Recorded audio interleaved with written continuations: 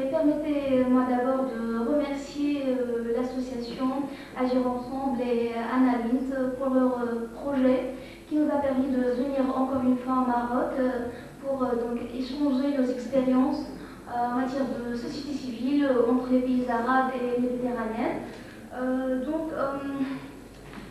Mon intervention va porter sur le thème vers une culture participative des jeunes citoyens responsables et tolérants. Donc, j'ai choisi comme sujet le rôle des jeunes Tunisiens dans la transition démocratique. Alors, comme plan, j'ai une introduction, puis comme premièrement, la jeunesse tunisienne et la révolution, puis jeunesse et transition démocratique, et puis conclusion. Donc, alors, pour qu'une démocratie fonctionne, il faut des citoyens informés et actifs qui savent exprimer et faire valoir leurs intérêts, agir en concert et demander de comptes au pouvoir public. Donc, la jeunesse tunisienne et la révolution. On va aborder ce petit pont par les manifestations et les réseaux sociaux. Petit A, les manifestations. Le mouvement de protestation à travers tout le pays qui a abouti à la chute du régime du Ben Ali le 14 janvier 2011 fut une première dans le monde arabe. Faisant usage des réseaux sociaux, surtout Facebook, des jeunes gens à travers tout le pays se sont organisés lors des organisations de la société civile et partis politiques, en se révoltant contre des années de l'injustice, des difficultés économiques, du chômage et de la privation des libertés fondamentales. La jeunesse tunisienne, issue de divers milieux sociaux, économiques et politiques, était vraiment le moteur du changement qui a balayé le pays. Ces jeunes Tunisiens ont joué un rôle déterminant en déclenchant et en développant le mouvement du soulèvement populaire. La jeunesse, qu'on disait souvent insouciante et peu intéressée par le fait politique, vient par un mouvement spontané, sans leader ni encadrement de parti politique aucun, en 27 jours, de mettre un terme à 23 ans de dictature policière. Donc c'était le geste de Mohamed Bouazizi, ce jeune homme qui a mis le feu aux poudres. Ce diplômé chômeur de 26 ans, dont la famille est embranlée par les emprunts, s'est immolé par le feu.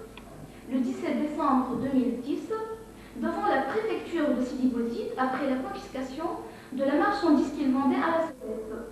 Chômage, absence d'emploi et de perspectives d'avenir, mépris des autorités qui ont refusé de le recevoir, le cas Bouazizi a ému les habitants de Sidi Bouzid et fait des humules. La violence de la répression policière a alimenté la colère de la jeunesse. Une semaine plus tard, la police tuait 2 manifestants à Manzil Bouzaïen, dans le centre du pays.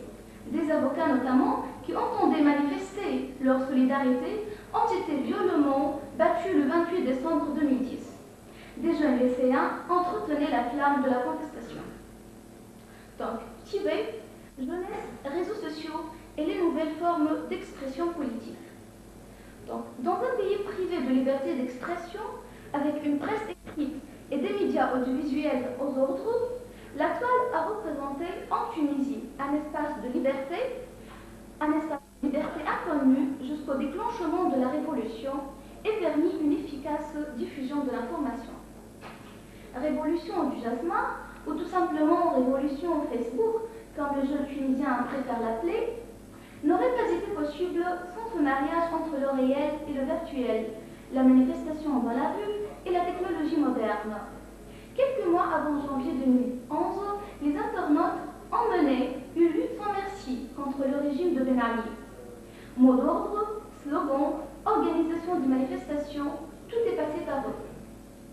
Facebook était la source unique de l'information pendant les événements qui ont précédé la chute du régime Ben Ali. Même Al Jazeera a utilisé des vidéos préparées par des blogueurs sur Facebook. Lors du deuxième sit-in à la Casbah, qui a eu lieu le 22 février 2011, des activistes ont bénéficié du caractère social de ce site pour propager leur appel à participation. Donc, pas un rassemblement, pas une manifestation qui n'ait été rendue publique sur le réseau Facebook. vidéos enregistrées par les téléphones portables les autorités tunisiennes qui espéraient que le mouvement s'effleurait en fermant les établissements scolaires en vite déchantés. Les jeunes se sont retrouvés encore plus nombreux sur Internet. Ils disaient, le jour on était dans la rue, la nuit devant l'écran. Donc, deuxièmement, jeunesse et transition démocratique. Après 23 ans de régime politique autoritaire, une priorité s'est imposée pour la Tunisie post-révolutionnaire. La reconstruction de la société civile tunisienne afin qu'elle remplisse son rôle de défense des libertés et des intérêts citoyens et qu'elle participe au processus de transition démocratique. Animée par un désir commun de justice sociale, de liberté et de démocratie, les Tunisiens et Tunisiennes se sont unis dans une révolution aussi rapide qu'inattendue. Depuis janvier 2011, citoyens volontaires, syndicalistes et militants associatifs sont en première ligne pour garantir la participation de la société civile dans le débat national, des principes de solidarité citoyenne et de la concrétisation des objectifs de cette révolte populaire. Cependant, cette jeunesse motivée et enthousiaste fait face à plusieurs obstacles lors de son combat historique à faire entendre sa voix dans le processus de la démocratisation, ce qui va nous mener aux obstacles que face la jeunesse tunisienne. Cita, caractère non participatif de la rédaction de la Constitution. Donc, la rédaction d'une nouvelle loi fondamentale censée refléter les valeurs de la Tunisie issue de la révolte qui a renversé Ben Ali provoque une grande incertitude chez les jeunes Tunisiens qui ont été le fer de lance des événements qui ont précédé la chute de l'ex-président tunisien.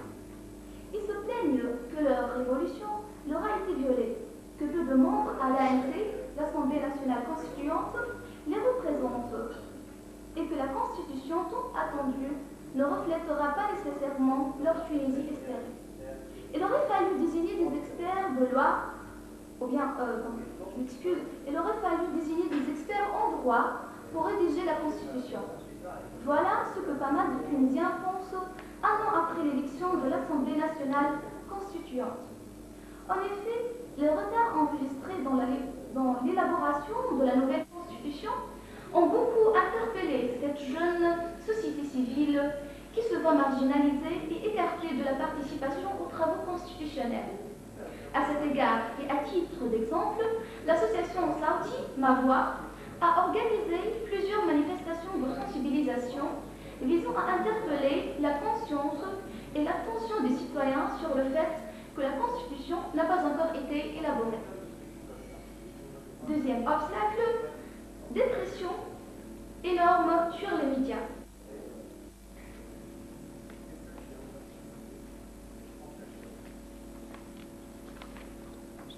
Je m'excuse. Je passe vers... donc, dépression énorme sur les médias. En guerre permanente, depuis l'arrivée au pouvoir de Ennahda, le parti islamiste au pouvoir en Tunisie, islamistes et journalistes se défient plus que jamais. Sourd aux critiques, Ennahda a remplacé tous les directeurs de l'audiovisuel public sans concertation. Selon Reporters sans frontières, ce qui a été au départ annoncé comme une exception est devenu la règle au fil des mois. Fin de citation. Pourtant, deux décrets lois prévoient un cadre pour les nominations. Le gouvernement n'en a jamais publié les décrets d'application. Parmi les nommés, on retrouve plusieurs archivistes. Absence d'une stratégie pour l'emploi des jeunes. Le plan d'action pour la mise en œuvre de la stratégie nationale pour l'emploi sera proclamé le 17 décembre 2012, qui est la date symbolique du déclenchement de la révolution des jeunes. Tout compte fait, un taux de croissance de 7% permet de créer annuellement 110 000 emplois. Donc, il nous faut plus de 6 ans pour éculer les 750 000 demandes de travail sur le marché, ce qui est assez douteux dans une conjoncture économique internationale et nationale très difficile. Mais les chômeurs pourraient-ils attendre encore aussi longtemps? D'où il est tout à fait compréhensible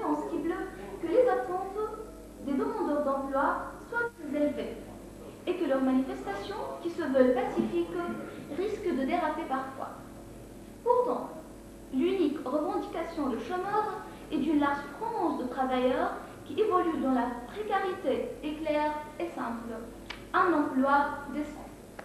Et on ne cesse de rappeler à cet égard que les jeunes qui ont manifesté bien avant le 14 janvier 2011 ont crié fort et en premier lieu le droit à un emploi pour vivre dignement. Entre l'absence d'une stratégie globale et cohérente pour la promotion de l'emploi et l'inefficacité des 6000 plans d'urgence, se dresse la réalité effrayante des chômeurs, de plus en plus nombreux, suite à la conjoncture difficile du pays et aux mauvaises performances de la majorité des secteurs. En contrepartie des énormes attentes des chômeurs, différentes équipes dirigeantes ont avancé d'ambitieuses promesses. Si ce n'est pas le facteur temps, le risque de la diminution des jeunes est important. Et les chômeurs attendent. Donc, il y a encore les limites apportées aux libertés dans le projet de la Constitution. Il y a eu, lors de la discussion des nouvelles lois constitutionnelles, une discussion autour des droits de la femme et libertés de la femme. Donc, il y a eu une discussion. Est-ce qu'on va dire que la femme est égale à l'homme ou bien elle est complémentaire de l'homme? Il y a encore le droit à la présidentielle pour les femmes. Le code de statut personnel tunisien est-il menacé?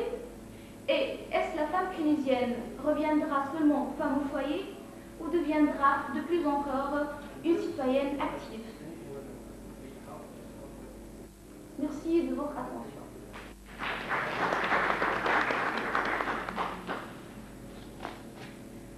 Donc, j'espère que je ne vous ai pas vraiment ennuyé avec mon intervention. Donc, je cède la parole à ma collègue Faté, encore une Tunisienne, qui va donc donner une intervention portant sur The Good Local Governance Serves the Citizen. Donc, la bonne gouvernance, comment elle sert la citoyenneté active. D'abord, ravie d'être là parmi vous pour participer dans ce colloque de lancement de projets à propos de la citoyenneté engagée au Maroc. Je viens de la Tunisie.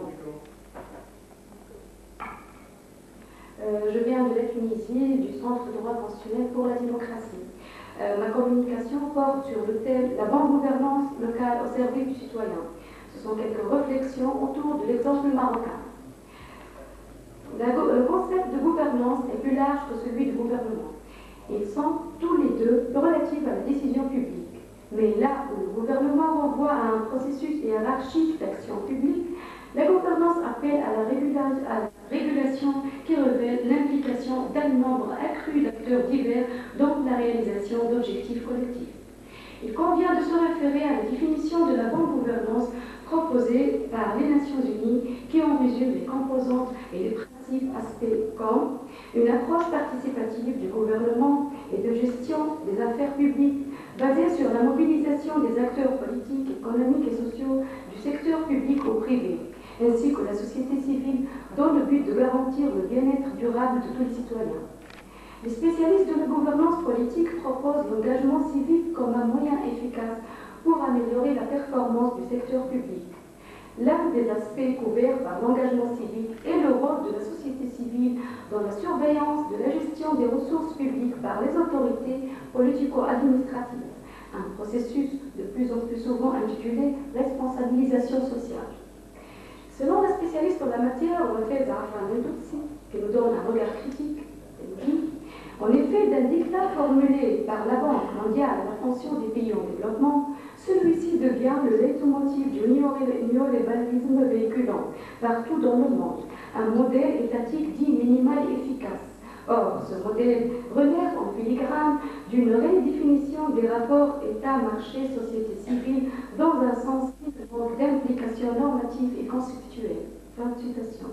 Et pour certains, on cite Huguette Dossa, une coordinatrice Social Watch Bini, la bonne gouvernance est le corollaire de deux notions qui se superposent, à savoir la responsabilisation sociale et la gouvernance concertée. Il est à signaler que la bonne gouvernance est basée sur 4 piliers. L'intégrité comme système de règles et de valeurs encadrant la responsabilité de sauvegarde des ressources et des biens publics pour garantir leur utilisation efficiente.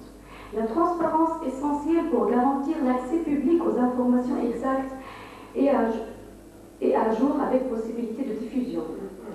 L'intégrabilité comme engagement collectif pour assurer une large participation de l'ensemble des acteurs de la société dans la préparation et la mise en œuvre des politiques publiques. La responsabilisation et la réédition des comptes afin de garantir une gestion optimale des ressources matérielles et humaines et de lier les réalisations aux objectifs tracés. Parmi les obstacles à la participation citoyenne, il y a l'administration de commandement, d'exécution. Donc, un problème de sensibilisation sur la participation du citoyen s'impose, chose que ne maîtrisent ni les autorités ni les populations d'une façon bien définie dans certains pays. Pour le cas du Maroc, j'aimerais bien traiter la bonne gouvernance au service du citoyen sous l'angle de la pauvreté. Sous un bon gouvernement, la pauvreté est une honte. Sous un mauvais gouvernement, la richesse est aussi une honte, disait Confucius. Donc, nous traitons d'abord les irrégularités qui noient à la mise en œuvre de la gouvernance, de la bonne gouvernance, et puis les tentatives d'une bonne concrétisation d'un changement à ce sujet. Pour les irrégularités qui entravent une bonne gouvernance au service citoyen. D'abord, la participation populaire aux prises de décision s'est pendant longtemps limitée essentiellement à l'organisation des élections des représentants du peuple dans certaines institutions publiques. La concertation des populations et de leurs organisations sur les problèmes de développement n'a pas été la priorité majeure des gouvernements dans certains pays de monde en développement. L'instance centrale de la prévention de la corruption, dans un rapport publié en 2011, a précisé ce qui suit. Quant aux différents indicateurs internationaux sur le développement humain, le climat des affaires, l'action de différentes dimensions, comme celle du développement institutionnel, la qualité de la bureaucratie, les relations de la municipalité avec la société civile et avec d'autres acteurs publics et privés, le leadership et la capacité des élus à assumer leur rôle. Transparency Maroc donne des conclusions tirées du rapport annuel de la Cour des comptes de l'année 2008, publié en mars 2010, qui a révélé quelques irrégularités et dysfonctionnements dans la gestion de la gouvernance des communes. Même si ce rapport ne concerne que l'exercice 2008, Transparency a constaté que ces conclusions sont d'actualité et qu'elles reflètent l'ampleur du dysfonctionnement relevé par les magistrats des cours régionales des comptes au terme de leur mission d'audit auprès de plusieurs communes urbaines et rurales. Le rapport fait état de plusieurs inconvénients. On cite la non-adoption des plans de développement économique et social par les conseils communaux. Les budgets communaux ne reflètent pas l'équilibre réel entre les recettes et les dépenses. De nombreux décalages sont enregistrés entre les prévisions budgétaires et les réalisations telles qu'elles sont retracées dans les comptes administratifs. Le lancement de projets en l'absence d'études préalables de faisabilité. Le retard dans l'exécution des projets communaux. Au Maroc, la population rurale représente 46,6% de la population totale, mais les ruraux souffrant de la pauvreté représentent 65,8% du total des pauvres, mis à part le milieu urbain, affecté lui aussi, mais d'une manière moins grave. Selon Abbé Pierre, les hommes politiques ne connaissent la misère que par les statistiques, mais on ne pleure pas devant les chiffres. Certes, il existe un problème de gestion des ressources nationales, mis à part le problème de décentralisation qui aboutit parfois à une marginalisation des populations décentralisées, sous une gouvernance locale peu développée. Et bien entendu, le fonctionnement du service public a des défis à surmonter pour s'assurer de l'accomplissement effectif de ses objectifs.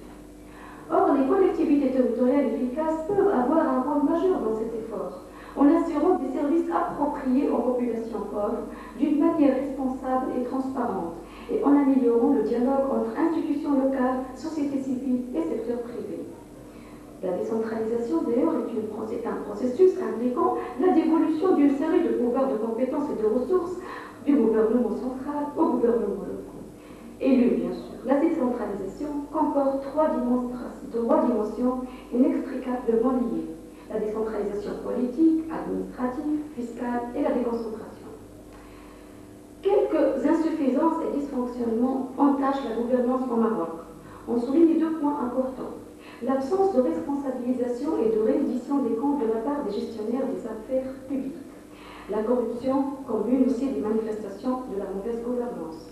On souligne la corruption d'une part, elle affecte l'ensemble des secteurs de la gestion publique, et d'autre part, il se renforce particulièrement par les manifestations des décisions unilatérales et de l'abus du pouvoir.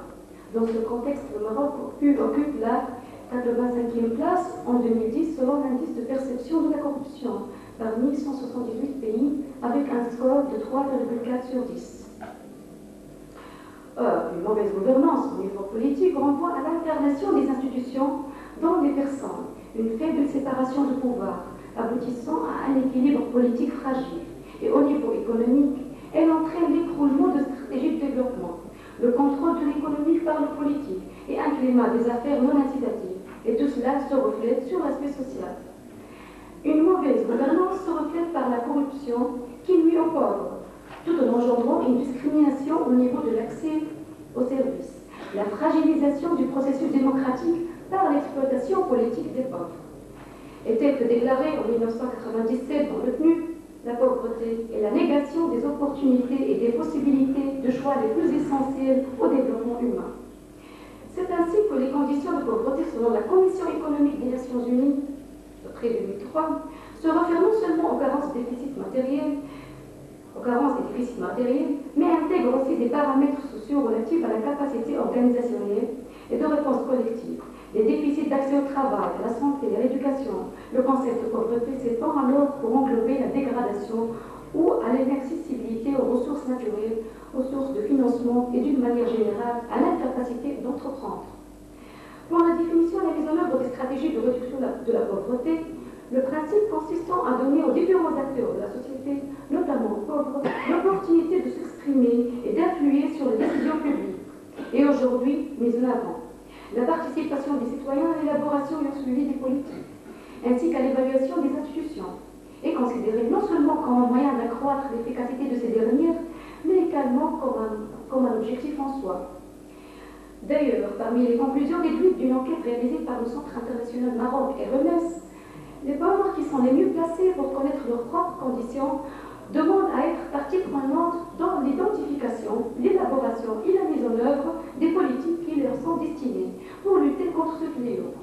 Cette volonté de vouloir jouer un rôle en tant que partenaire actif trouve sa légitimité dans les résultats mitigés ou tout au moins non matérialisés des différents programmes et mesures publiques jusqu'alors engagés.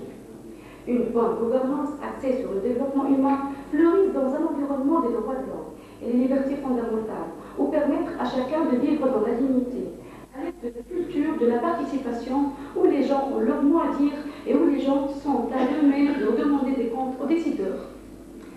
Pour la deuxième partie, les tentatives du Maroc pour améliorer la gouvernance locale.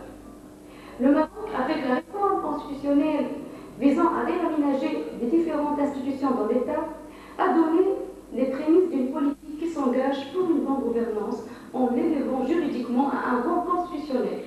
L'article 1er de la nouvelle constitution de 2011 prévoit: le Maroc est une monarchie constitutionnelle, démocratique, parlementaire et sociale fondée sur la séparation, l'équilibre et la collaboration des pouvoirs, ainsi que sur la démocratie citoyenne et participative et les principes de bonne gouvernance et de la corrélation entre la responsabilité et la réédition des comptes, en mettant l'accent sur le fait que l'organisation territoriale du royaume est décentralisée, basée sur la régionalisation avancée. Pour le Maroc, le rapport du PNUD sur le développement humain nous indique des chiffres significatifs de la délicatesse de la situation, malgré les réelles tentatives du royaume d'améliorer ses performances.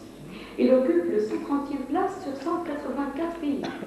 L'année dernière, le Maroc était placé 114e. Pourtant, le Maroc n'est pas le seul à être affecté par la conjoncture économique très difficile. D'autres pays évalués en comparaison en sont plus largement touchés. Selon Marc Manoche-Brown, administrateur de PNUD, la réduction de la pauvreté exige une croissance économique équitable, mais elle exige également que les pauvres aient le pouvoir politique. Et la meilleure manière d'y arriver est d'établir des variantes solides et bien ancrées de gouvernance démocratique. Fin de citation.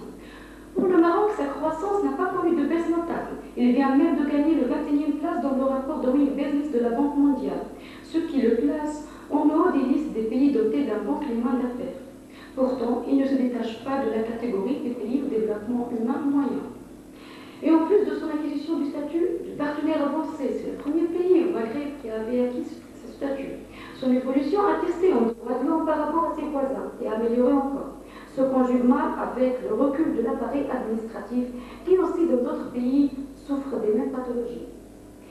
Si l'on compare la gestion d'un appareil administratif par la gestion d'une entreprise, nous pourrons beaucoup gagner par suivre la méthode du changement stratégique. Selon Carniero, dans Organisation et gestion d'entreprise, aborde le changement organisationnel et écrit. La transformation de l'organisation est faite à partir d'un diagnostic qui met en évidence les forces et les faiblesses de l'organisation actuelle. Pour y faire face, le choix des changements nécessaires doit être envisagé comme une approche stratégique. La stratégie interne prévoit la nouvelle organisation, les nouvelles pratiques, voire les nouveaux comportements nécessaires pour assurer la compétitivité de l'entreprise vis-à-vis de ses concurrents. La définition des changements tient compte également de leur mise en place. Il faut prendre en compte les compétences des membres de l'organisation, leurs valeurs et leur volonté de favoriser la concrétisation de nouvelles orientations. Plusieurs aspects à souligner à partir de cette approche. Le changement se fait à partir d'un diagnostic de la situation. La définition des objectifs du changement est un choix de la direction et fait partie d'une approche stratégique. Les objectifs visent à une évolution interne sur un ou plusieurs aspects de l'organisation, la structure, la procédure, le management, la culture qui passe par une évolution des comportements et des attitudes. La stratégie adoptée pour atteindre ces objectifs tient compte de la situation interne avant le changement, notamment des compétences du personnel, de leurs valeurs et de leur volonté en nouvelle orientation. La charte communale élaborée en 2009 dans le cadre de la préparation des élections locales de la même année vise à révolutionner la démocratie locale. C'est une stratégie à saluer, mais l'effectivité est toujours le défi de toute initiative de changement. Il y a des exemples réussis de certains ONG qui attestent de l'engagement civil pour le changement conjointement avec l'appareil étatique.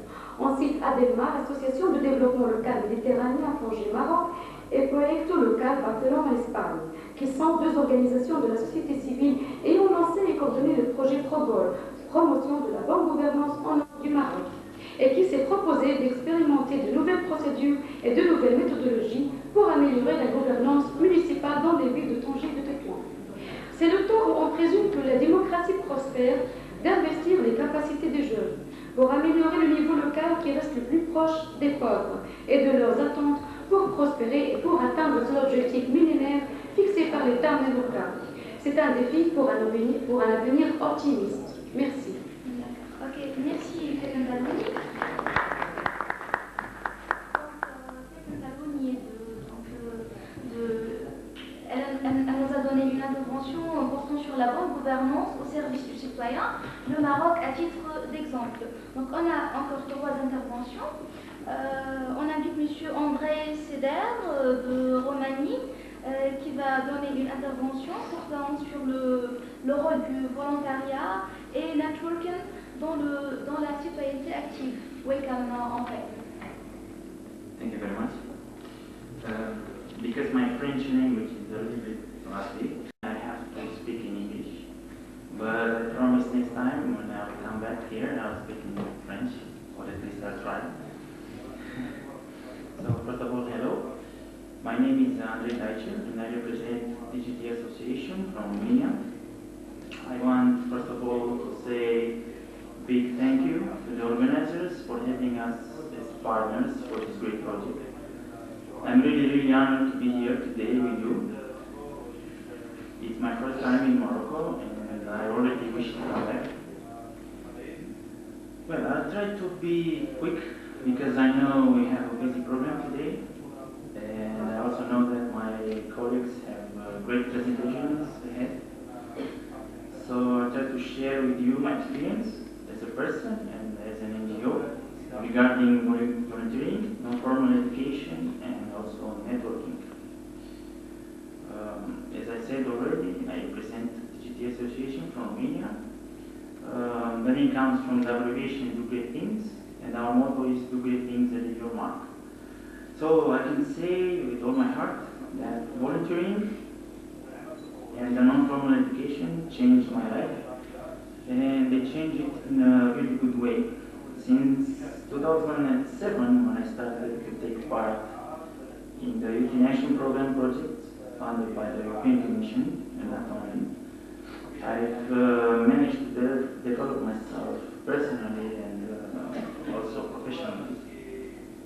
This is why, and also thanks to this, I'm here today with you. I can say that since 2007 till now, I took part in dozens of projects financed by the European Union through the Youth in Action program, and this fact determined me and my friends to create our own association. So we founded this association by our own at the beginning of the year 2011. So I think we are currently the youngest partner of this beautiful project, which makes me really, really happy. I can say that we are satisfied with what we achieved till now in this our short existence, but we are very, very ambitious, and we will not settle with this only. We organize Youth in Action projects in Romania, and we plan to create more and more, and also to extend ourselves. Why not maybe with the help of the funding of Anna Lindh Foundation, who knows?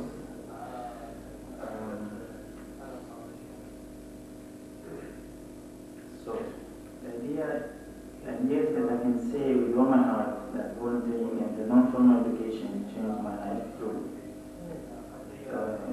That's why I encourage all the young people, not only the young people, but especially the youngsters, to take part actively in the life of their community. I strongly believe that the change for a better world will come through youngsters and through their volunteering. If you want to live in a better world, you have to start first with yourself to be a better person, and this change must start from young ages. This is my personal opinion. I think also that for a young volunteer or activist, the non-formal education is also a necessary tool for putting into practice all its good ideas and the needs of the community. About this too, volunteering and non-formal education comes the networking. The networking between persons and NGOs all over the world, not only in Europe or Romania. I think it's necessary for everybody to connect first and exchange their ideas, opinions, thoughts, needs and practices for a better common action through volunteering and non-formal education, of course. So it's easy to see that all these three concepts, volunteering, non-formal education and networking, are connected and necessary for a better cooperation and implementation of everybody's ideas, and for all the projects that we have in mind. Coming from Romania, an eastern country of Europe, gives me a great pleasure, and I think also a great responsibility. I'm saying this because in my opinion, Romania as a country could be a bridge for cooperation, not only between the European countries, based of course on our history example and on our experience, and somehow in a way on our maybe cultural similarities somehow.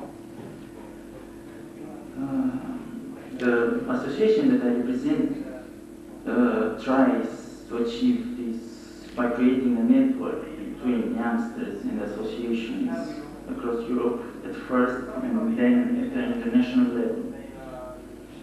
So one of the reasons why we are here in this big project is the fact that we want to meet new organizations, we want to meet you, all of you from Euromed that can help us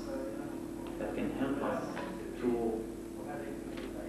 achieve this great goal of networking, of creating a network. The goal of creating a real functional network of youngsters, activists and organizations, and we think we connect much more than once more Europe and the Mediterranean countries. I'm quite sure that this will help everybody in achieving and creating common projects in the benefit of the communities and in the benefit of the countries that we represent. Basically, I encourage everybody to be actively involved in the life of the community at all levels, because I think this is the right way for all to proceed as soon as possible to underline the importance of active involvement in the society through volunteering and non-formal education. The work for creating the network that I've talked about now is a concrete example of real action in which everybody can take part. So if you have questions, I'm at your disposal. You can approach me also in the free time, in the breaks. I'll be here for your questions. So thank you very much for your attention. I hope I didn't bore you. Thank you very much. Okay, merci André, qui est expert et coordinateur de Network Creators Europe de Roumanie. Il nous a donné une intervention sur le rôle de volontariat et networking dans la citoyenneté active. Alors maintenant, on reste avec la jeunesse active et engagée partout dans le monde. Et maintenant, on invite notre ami Fortunato Mangiola de l'Italie pour nous donner une intervention sur l'éducation et la clé pour une citoyenneté engagée. Merci beaucoup, Amal. As well as my colleague Andrei, I will speak English too, so I ask you to be tolerant. I promise that the next time I will come to Morocco, I will try to speak Arabic because I'm studying Arabic. And then, before going to the core parts of my intervention, I would like to thank the association Agir Ensemble, the president, Mr. Wadi Abdelwahdi, and all the other partners for making all of this possible. I would like also to give all of you the warmest greetings from my association, the Association Giovani nel Mondo I am representing here. We really believe in the ideas that led to this conference, the exchange of opinions, the mutual empowerment, the intercultural dialogue. So that's why we supported this project from the beginning, and that's why we are very honored to take part in it today. As for the theme of today, the active citizenship, I would like to share with you a reflection I made some time ago in my university with my professor of political philosophy. But okay, a reflection. Normally, I don't reflect for too long, so I can promise you I will be very, very short, very, very brief. Let's start from the title of my intervention. Education is the key for an involved citizenship. Why did I choose this title? Why do I think education is fundamental for an active citizenship? To answer this question, it is important to define what citizenship is. As a legal institution, citizenship is the link between the state and its inhabitants, by virtue of which citizens are given some rights and some duties. And in democratic countries, the status of citizen is normally associated with the right to vote. If we define citizenship just this way, it is clear we don't need education to be good citizens. It's enough to vote. We have simply to vote. But nevertheless, next to the word citizenship, we have put the adjective active. What does it mean? It means that there is a difference between a mere citizen and an active one. It means that the legal definition of citizenship is not enough. According to our view, a good citizen is not only the one who periodically goes to the ballots to express his electoral preference, but a good citizen is the one who perceives the public interest as its own interest. He is the one who is continuously informed about what happens in the society is part of. He is the one who always fights to improve the use of the collective staying together. As you can see, this view of citizenship is more complex because it asks citizens for a continuous involvement. But I'm asking, are we ready to think about citizenship in this term? Are we ready to sacrifice part of our leisure time for the collective wellness? Considering our societies as a whole, probably not. So, how to get ready? That's the role of education, to get us ready to devote ourselves to the society we are part of. The Greek philosopher Socrates used to say, if you know what is good, you will do it. We can build active citizens only if we create a culture of participation. and similar ideas are found in the works by some important figures of political literature. For instance, Ralph Waldo Emerson, an American poet, states that government's main goal is to educate its citizens in order to let its institution grow better. In her work, Vita Activa, the German philosopher Hannah Arendt underlines that the rights of citizenship can be fully exercised only if citizens are endowed with political awareness. Finally, the pedagogist John Dewey, an American one, affirms that the citizenship can be sensible only if accompanied with education, with the creation of a democratic culture. But how to create this culture of participation? Obviously, formal education is one of the channels, but if we are here today, I think that it's because there are also other channels, even stronger than formal education. My colleague spoke about non-formal education, but we have also to underline the role of youth association. For example, Giovani nel Mondo, as many other youth associations, play a very important role in this field, and also events like this play a very important role in building active citizens. Then coming back to Emerson, the American poet I quoted before, I have to say that he believed that a well-educated generation would have come to improve our societies, a well-educated generation that would have made our society more equal and more open.